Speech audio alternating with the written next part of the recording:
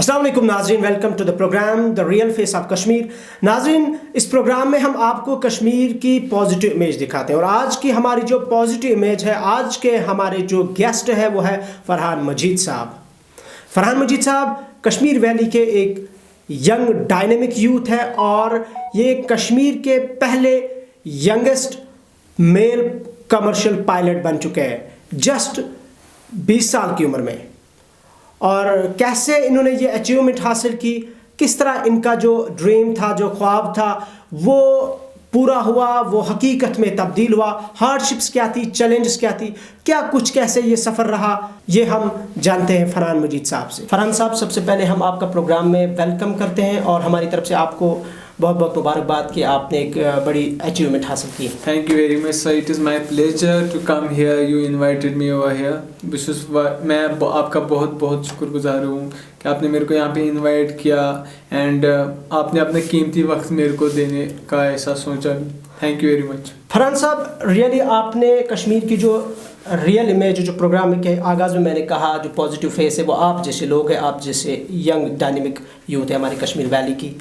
पहले जो आपने ये कमर्शियल इंडियन कमर्शियल पायलट की जो लाइसेंस हासिल की, इससे पहले कि हम इस पे गुफ्तगू करें, अपने बारे में बताइए, आपकी स्कूलिंग कहाँ हुई और आप कहाँ से ताल्लुक़ रखते हैं, इसके बारे में ज़रा हमारे नाज़रीन को बताइए। जी सर, मैं डिस्ट्रिक्ट पुलवामा का जो अवंतीपोरा मेन टाउन है वहीं से मैं बिलोंग करता हूँ एंड मैंने अपनी एजुकेशन जो है टिल 12th मंतकी higher secondary school which is a unit of IUST Islamic university of science and technology, वहाँ से मैंने पूरी अपनी 12th तक की तालीम हासिल की।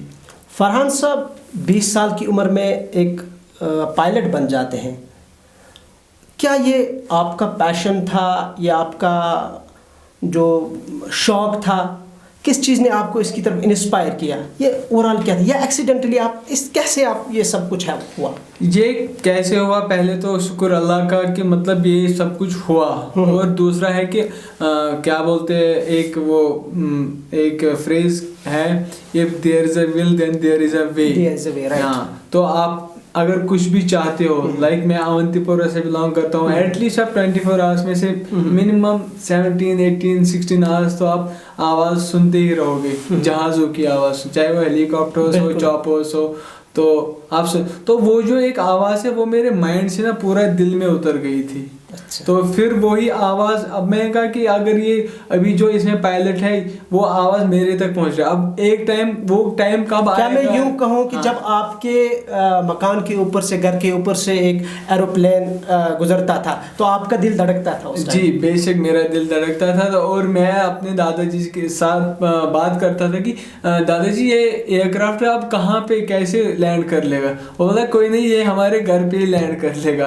तो शायद ऊपर वाले ने ये बात भी सुनी है कि मतलब कबूल रखिए कि आप देख लीजिए, आप, मैं मतलब फैमिली का मतलब एक ओनली चाइल्ड हूँ अभी तक जो एल्डर है, तो जिन्होंने अभी कमर्शियल पायलट लाइसेंस हासिल की। मैं मतलब I am feeling very very proud. Exactly, ये हमारे लिए भी प्राउड की बात है कि आप हमारी कश्मीर वैली में एक इस 20 साल की उम्र में आप ऐसे पायलट बन गए। फरहान साहब, आपने कहा 12th के बाद ही आपका ये जो है, आपने इसमें इंटरेस्ट तो आपका शुरू से था, लेकिन आफ्टर 12th आपने ये एकेडमी शायद ज्वाइन की है। ये ज़रा उसमें बताइए, क्योंकि यहाँ भी नॉलेज इस एविएशन के बारे में लोगों को बहुत कम है, उसके बारे में ज़रा हमें अवेयर करिएगा। जी सर, एक्चुअली जो इसके लिए मैंने इंक्वायरी या मतलब जो भी मैंने, I was surfing the internet from class 10th जैसे ही क्लियर किया, 10th के बाद 11th 12th, वो 2 साल मतलब पढ़ाई कर रहा था, बट वो माइंड था कि नहीं कैसे इसके बाद क्या करूं, क्योंकि उसके बाद पेरेंट्स भी पूछने लगे अब क्या करना है, फर्दर स्टेप आपने कुछ सोचा है? रिलेटिव्स के यहाँ जाता था तो अच्छा 12th के बाद क्या कुछ सोचा है क्या करने का? ये नॉर्मल एक क्वेश्चन होता है कश्मीर में, ठीक है। तो फिर ये बात जो मेरे जहन में थी, देन फिर फाइनली जब मैं 12th किया, 12th के बाद मैंने कुछ 6 months का मतलब वो डिप्लोमा नहीं 6 months का मैंने बस होल्ड ले लिया, घर पे बैठा था मैं। तो मैं मतलब यही कि कुछ कैसे क्या करूं, मतलब इसी में लगा था, बिल्कुल इसी सोच और फिक्र। हाँ बेशक। तो देन फाइनली मैं तो दिल्ली चला गया, मैं कहा चलो दिल्ली घूम के आते हैं। दिल्ली गया, बॉम्बे गया, कैसे फिर मेरे को वहाँ पे फाइनली ये इसका पता चला कि कैसे प्रोसीजर क्या है, मतलब वहाँ पे कुछ दोस्तों के साथ मिला एंड फिर मैंने उस टाइम तो वो अननोन ही थे मेरे लिए, तो क्योंकि जानता ही नहीं था। तो फिर फाइनली जब मेरे को पता चला कि इसका प्रोसीजर क्या है, फिर मैं वापस कश्मीर वैली आ गया, सब फॉर्मेलिटी पूरी की। Almost it takes me 4 to 6 months to complete the all the process. Then फिर मैंने एडमिशन लिया ग्लोबल कनेक्ट एविएशन सर्विसेज, जो एकेडमी है in Pantnagar airport in Uttarakhand. और ये जो आपने इस एकेडमी को ज्वाइन किया, कितना टाइम लगा, कितने साल का, ईयर्स का ये कोर्स कहें हम या डिप्लोमा कहें इसमें? इसकी जो मतलब मैक्सिमम लिमिट है, लाइक अभी क्योंकि हमारी वैलिडिटी होती है जब हम एग्जाम्स देते हैं तो 5 years की वैलिडिटी होती है, ठीक है। तो उसमें से बच्चे आधे जो क्लासेस वगैरह लेते हैं या बाकी पेपर्स जिनके जल्दी होते हैं या training, because it depends on various factors. आपका वेदर कैसा है, वेदर कंडीशन क्या है, कभी बारिश हो रही है, मानसून है, प्री मानसून है, तो उससे आपकी फ्लाइंग वगैरह ट्रेनिंग इफेक्ट होती रहती है। तो ये बहुत सारे फैक्टरों पे मतलब बेस्ड होता है जो CPL कमर्शियल पायलट ट्रेनिंग है। तो फिर देन आफ्टर मैं when I got my admission global connect aviation services, तो वहाँ पे मैंने फिर फाइनली एडमिशन किया। फिर मैंने जो सेल्फ स्टडी की, I was doing training and papers की जो पढ़ाई थी, theory examination, I was doing it like simultaneously. मैं एक साथ कर रहा था, ये साइमल्टेनियसली कर रहा था, सॉरी। हाँ, ठीक है। तो मैंने सेल्फ स्टडी की है, सब पेपर्स मैंने खुद पास किए हैं। फिर जाके मैंने ये अपनी ट्रेनिंग ख़त्म की and last November 2020 I got my commercial pilot licence. तो इसमें माशाल्लाह, इसमें आपका पेरेंटल सपोर्ट कैसा था? और जो आप जानते हैं कि फ्रेंड्स का इसमें बड़ा इंपॉर्टेंट रोल होता है, उसका भी ज़रा बताइए। देख लीजिए, मैंने कश्मीर में मतलब मेरे बहुत ही कम फ्रेंड्स हैं, ज़्यादा है नहीं। मेरा बड़ा जो फ्रेंड सर्कल है, बहुत ही छोटा फ्रेंड सर्कल है यहाँ पे। कुछ गिने चुने दोस्त है, मतलब जो जिनके साथ में like from class 1st to class 12th हूँ, कुछ ही गिने चुने फ्रेंड है वो। माशाल्लाह उनमें से कुछ डॉक्टर भी MBBS कर रहे हैं, आधों ने अपना ग्रेजुएशन स्टार्ट किया because they are approaching for the IAS IPS। माशाल्लाह उनको भी अल्लाह कामयाबी दे। एंड अब जो मेरा था पेरेंटल सपोर्ट, वो मैं जैसे पहले भी कह चुका हूँ कि मेरे पेरेंट्स ने मेरे लिए बहुत सपोर्ट किया, क्योंकि मेरे डैड तो चाहते थे कि मेरा बेटा शायद डॉक्टर बनेगा, तो बट उनने दे नेवर फोर्स्ड मी कि लाइक आपको डॉक्टर ही बनना है। तो उन्होंने मेरे को मतलब बहुत ज़्यादा सपोर्ट किया फाइनेंशियली, इमोशनली। मतलब ये भी है कि कुछ लोगों ने बोला, मेरे पेरेंट्स को, मेरे को बोला कि नहीं मत जाओ इस फील्ड में, बट मेरे डैड ने बोला अगर आप जाना चाहते हो, आप अपने ज़मीर को पूछ के देखो कि आप में है ये कैपेबिलिटी, आप कर पाओगे। तो फिर फाइनली मैंने कहा कि हाँ मैं कर सकता हूँ डैड। तो फिर उन्होंने कहा चलो बिस्मिल्लाह करते, आप जाओ। फरहान साहब, आपने यहाँ एक इम्पॉर्टेंट बात मेंशन की। आपने कहा कि मेरे पेरेंट्स का सपोर्ट शुरू से था। अगर हम कश्मीर में देखें 90s से ये चला आ रहा है, लेकिन जब से हम भी हमारी भी सोच और फिक्र डेवलप हो गई, जब से हम मैच्योर हो गए, हम भी देख रहे हैं कि कश्मीर में एक माइंडसेट पेरेंट्स का बन चुका है, या तो मेरा बेटा जो है या इंजीनियर बनना चाहिए या डॉक्टर होना चाहिए या IAS KS का, ये इस तरह का माइंडसेट। लेकिन आपने कुछ हटके किया। आपसे पहले भी कुछ लोग इस एविएशन में आए हैं और आप एक यंग उम्र में, छोटी उम्र में आ गए।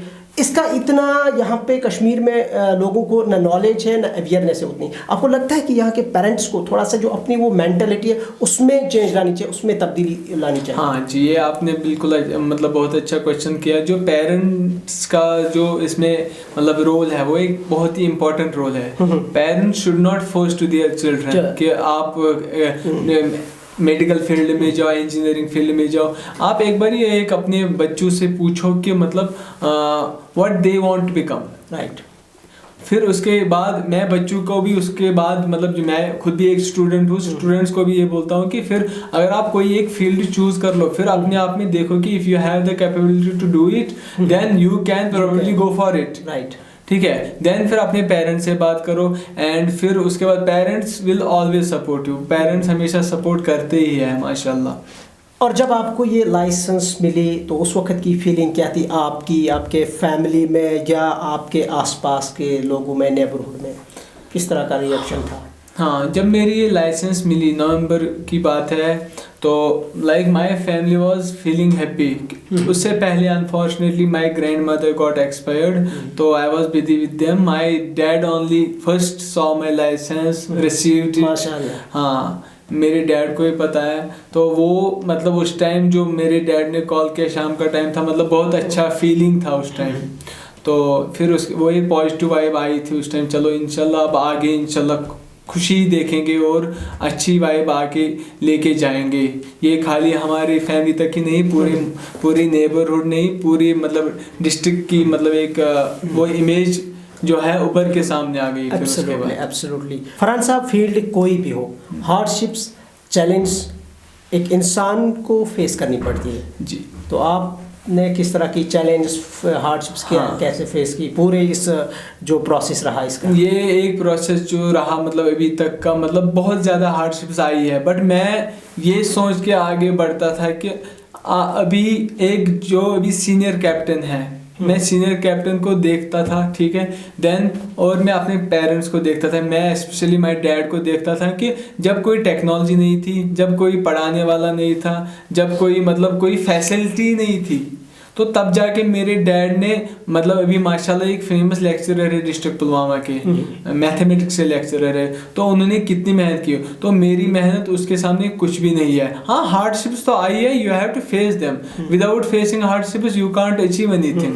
वो आती है, कहते हैं कि वो ठोकर लगने के बाद ही आपको चलना आता है, चलना सीख जाते हैं। तो ये ज़रूरी बात है। अब है कि एक चीज़ है, अगर मैंने कुछ प्रॉब्लम्स फेस की है, मतलब कहीं पे गलतियाँ हुई है, अब मैं ये नहीं चाहता कि मतलब कोई दूसरा गलतियाँ कर ले। Even I have received so many calls from मतलब outside the state, within my state, मतलब कश्मीर वैली से मतलब बहुत कॉल्स आए, सर हमको गाइड कीजिए, हमको हेल्प कीजिए। मैं कहा इंशाल्लाह मतलब हम आपकी हेल्प कर लेंगे, आप बस मेरे को आप मैसेज कर लो, कि नंबर भी दिया हुआ है। तो इंशाल्लाह we will help them, we will provide them like जो भी प्रोसीजर है इसका। तो ये हम उनको एक साथ आराम से हमने डिस्कस भी किया है बहुतों के साथ, और आगे डिस्कस करते रहेंगे। Even we will get them to the flying academies also. आपने कहा कि हार्डशिप्स चैलेंज की जब आपने बात की, तो एक और क्वेश्चन मेरे माइंड में आ गया, वो ये कि पढ़ाई, स्टडी, चाहे वो थ्योरेटिकल हम कहें या प्रैक्टिकल हम कहें, हर करना पड़ता है। एविएशन सेक्टर में या इस जो आपने लाइसेंस हासिल की, जो स्टडी का जो प्रोसेस था, इसमें कितनी पढ़ाई करनी पड़ी, कितना टाइम देना पड़ता था, और कितना टाइम आप देते थे इसमें? देखो, वहाँ पे जो मेरे कलीग्स थे या बाकी जो भी थे, तो वो क्लासेस भी लेते थे सर लोग के पास, क्योंकि ग्राउंड क्लासेस होते हैं इस पे दिल्ली में या बॉम्बे में या बाकी जगह। तो मैंने सोचा कि चलो सेल्फ स्टडी करते हैं। तो मैंने ऑल सब्जेक्ट्स की सेल्फ स्टडी की है, एक सब्जेक्ट को छोड़ के आरटीआर, क्योंकि उसमें वाइवा होता है, तो वाइवा की थोड़ी प्रैक्टिस की है मैंने किसी के साथ। रेस्ट जो ऑल सब्जेक्ट्स थे, रिमेनिंग पेपर्स, ऑलमोस्ट 7 पेपर्स होते हैं हमको देने, तो वो मैंने सेल्फ स्टडी किया।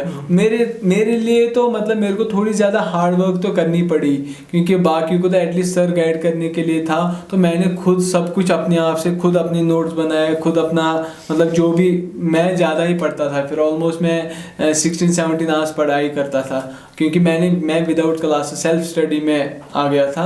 तो मैं फिर आप जैसे मैंने पहले ही बोला कि मैं ट्रेनिंग एंड फ्लाइंग साइमल्टेनियसली कर रहा था, तो थोड़ा बहुत ज़्यादा मुश्किलात आ ही गई। इंटरनेट की एज में हम रहते हैं, ये ग्लोबलाइजेशन या जो कंटेम्प्रेरी वर्ल्ड है, डिजिटल वर्ल्ड में हम रहते हैं। हर एक इंटरनेट के साथ कनेक्टेड है, सोशल मीडिया के डिफरेंट प्लेटफॉर्म्स पे बैठा रहता है एक बंदा। मैं खुद की बात करूँगा, हम रहते हैं। और जब आप इस दौरान आप कितना अपना टाइम जो है सोशल मीडिया प्लेटफॉर्म पर देते थे, फेसबुक, यूट्यूब, इंस्टाग्राम और ट्विटर वगैरह पे, और अपनी स्टडी पे, इस पर शॉर्ट में हमें बताएं। हाँ, मैं चलाता था लाइक इंस्टाग्राम या फेसबुक वगैरह। फेसबुक खैर मैं कम थोड़ा चलाता हूँ, बट इंस्टाग्राम पे मैं ज़्यादा लाइव होता ही हूँ, मतलब ऑनलाइन ज़्यादा इंस्टाग्राम पे मैं दिखूँगा आपको। तो इंस्टाग्राम में ज़्यादा चलाता ही हूँ, और वहाँ पे भी चलाता था, ऐसा नहीं कि। बट जब वो जैसे डेट्स आते थे एग्जाम्स के, लाइक 15 डेज का गैप होता था, तो मैं अपना फ़ोन स्विच ऑफ कर देता था, मॉर्निंग टू इवनिंग।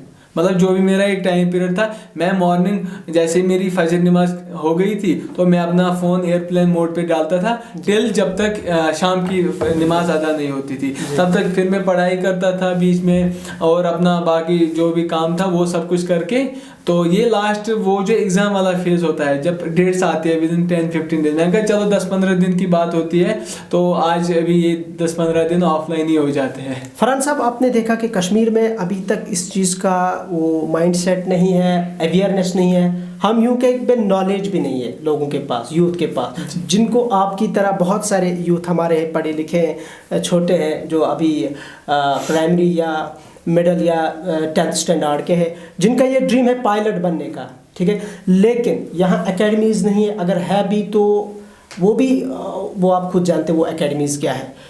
आप इस चीज़ को कैसे क्या करना चाहिए कश्मीर में बच्चों को इसकी तरफ लाने के लिए, बच्चों को इसकी तरफ रागिब करने के लिए, एविएशन सेक्टर में इंटरेस्ट कैसे इनका बढ़े, गवर्नमेंट को क्या करना चाहिए, और यहाँ के जो आम लोग हैं, यहाँ इंटेलेक्चुअल्स हैं, उनको क्या करना चाहिए? जी, आपने बहुत अच्छा क्वेश्चन पूछा कि जो एविएशन इन कश्मीर की बात करते हैं, जम्मू एंड कश्मीर की, यहाँ पे हमने पहले भी एक मतलब हमने पर्सनल बेस पे मतलब आगे ये बात पहुँचाई थी कि हम एक फ्लाइंग एकेडमी और कश्मीर वैली में सेटअप करना चाहते हैं। तो उसके लिए हमने आगे बात की थी, अभी खैर वो बात अभी कहाँ तक क्या पहुँचेगी वो अभी हम देख लेंगे फिर आगे।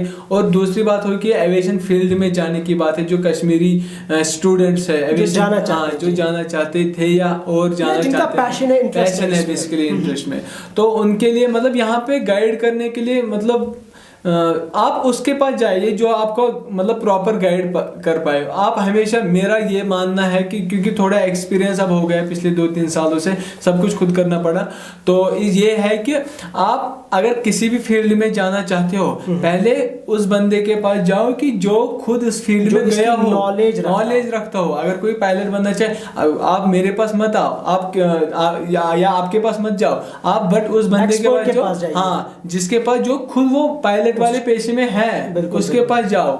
आप एटलीस्ट उसका इंक्वायरी तो कर लो, भाई हाँ यार इसके पास तो कमर्शियल पायलट है, इसके पास तो AME की सर्टिफिकेट है, मतलब ही नोज एटलीस्ट समथिंग। हाँ, मैं एक स्टूडेंट ही हूँ, मैं ज़्यादा मतलब मैं ऐसा कुछ नहीं हूँ कि मैं सब कुछ जानता हूँ एविएशन के बारे में, but we will help them to sort out all these problems. Government का क्या रोल बनता है इसमें, मैंने ये भी पूछा था। अच्छा, गवर्नमेंट का रोल अनफॉर्चुनेटली जो ये कमर्शियल पायलट का ये पेशा है, ये थोड़ा कमर्शियल फील्ड आता है, तो इसमें गवर्नमेंट कोई स्कॉलरशिप तो हमको प्रोवाइड नहीं करती है। ये चीज़ है क्योंकि हाँ, अब अगर बिहार फ्लाइंग क्लब की बात की जाए तो बिहार फ्लाइंग क्लब में क्या है कि सिटीजन्स ऑफ बिहार जो है, क्योंकि खुद के स्टेट में उनकी फ्लाइंग एकेडमी है, वो सिटीजन्स ऑफ बिहार के लिए कुछ सब्सिडी देते हैं, बट जब यहाँ पे फ्लाइंग एकेडमी नहीं है तो आप कोई लाइक फेवर की सब्सिडी की बात ही नहीं कर सकते। फरहान साहब, जो हमारे मैंने अभी भी कहा था कि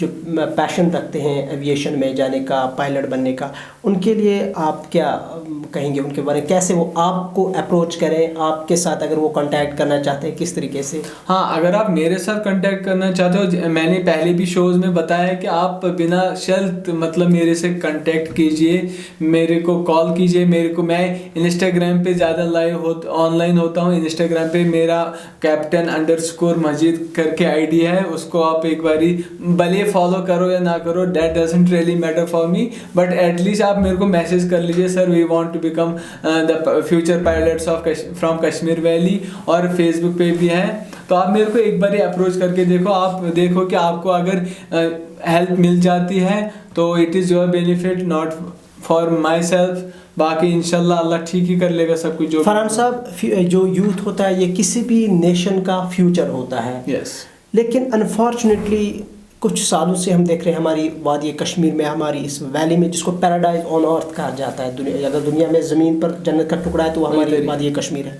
यहाँ पर ड्रग एडिक्शन, ड्रग अब्यूज़ बढ़ रहा है, सुसाइड्स हो रहे हैं, यहाँ पर लेट मैरिज होती है, यहाँ जो है डोमेस्टिक वायलेंस होती है, बहुत सारी जो सोशल इश्यूज़ हैं, सोशल इवेल्स हैं जो हम देख रहे हैं, स्पेशली यूथ इसमें बहुत ज़्यादा इन्वॉल्व है। बहुत सारा डेटा भी हमारे पास, ज़रा उस यूथ के लिए जो हमारे नाज़रीन हमें देख रहे हैं, जनरल पब्लिक के लिए क्या कहेंगे आप इस बारे में?